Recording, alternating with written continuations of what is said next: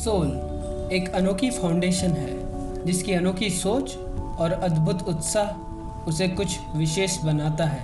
मगर भारत में कुल 40 लाख से भी ज़्यादा फाउंडेशंस हैं। इसका मतलब करीबन 3 से 4 NGOs हर 1000 व्यक्तियों के लिए भारत में मौजूद है। भारत दुनिया का सबसे बड़ा लोकतांत्रिक देश होने के बावजूद दुनिया के विकसित देशों के ऊपरी सूची में नहीं आता है। कारण कई सारे हैं, मगर उनमें से एक कारण जितने भी योजनाएं शुरू की गई हैं, चाहे वो सरकार के द्वारा या फिर गैर सरकारी संगठनों के द्वारा, ज़्यादातर अधूरे हैं या भटक गए हैं या भ्रष्टाचार में भागीदारी है। उचित योजना बनाना, योजना के कार्यगति को बरकरार रखना बहुत ज़रूरी होता है। सोल के लक्ष्य के अनुसार सोल कुछ क्षेत्र में अपना ध्यान ज़्यादा केंद्रित करता है। पहला, शिक्षा। दूसरा, बच्चों का अधिकार। तीसरा, महिला सशक्तिकरण। चौथा, रोजगार। पांचवा, स्वास्थ्य। छठा, स्वच्छ भारत। सातवां, दिव्यांग। आठवां, कृषि। नौवां, लिंग असमानता।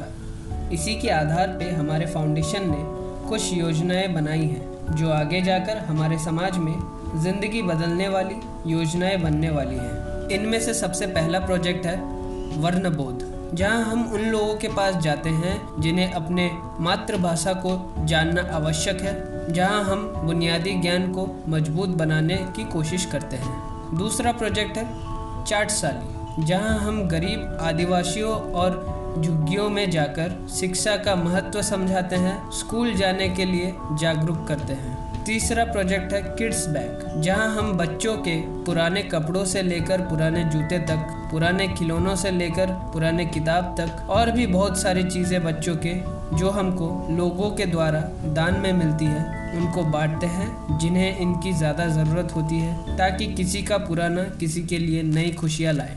चौथा प्रोजेक्ट है तर्पण। तर्पण अर्थात स्वच्छ मन से दिया गया खाना, जहां हम लोगों की भूख मिटाते हैं, भोजन का वितरण करते हैं जिन्हें सबसे ज़्यादा ज़रूरत है खाने की।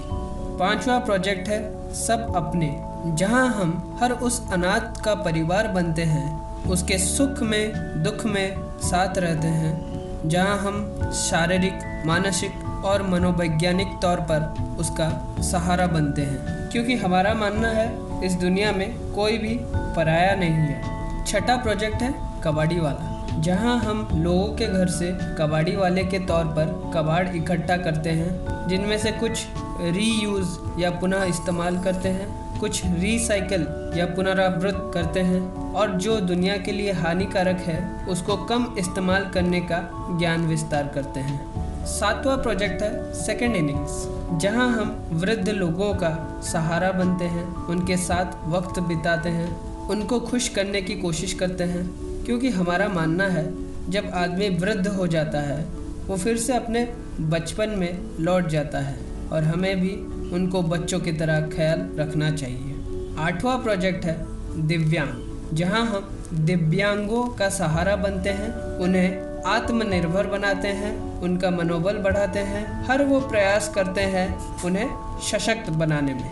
नौवां प्रोजेक्ट है प्रतिभा, जहां हम गरीब आदिवासी बच्चे जिनमें प्रतिभा या टैलेंट है पर कैसे आगे बढ़ना है पता नहीं, उन बच्चों को अवसर प्राप्त कराते हैं या उसके प्रतिभा को सही दिशा देकर उसको कामयाबी की ओर बढ़ाते हैं। 10वां और आखिरी प्रोजेक्ट है संजीवनी, जहां हम पिछड़े इलाकों में जाते हैं, जहां कोई हॉस्पिटल या क्लिनिक नहीं है, वहां हम प्राथमिक औषधि और प्राथमिक चिकित्सा मुहैया करवाते हैं। उसके साथ बच्चों का, महिलाओं का और बाकी सभी के स्वास्थ्य के प्रति क्या करना और क्या नहीं करना, उसके बारे में भी जागरूकता अभियान को अंजाम देते हैं। ऐसे और भी कई सारे प्रोजेक्ट्स या योजनाएं भविष्य में लाए जाएंगे जो जन कल्याण से जुड़ा हो, इंसानियत से जुड़ा हो।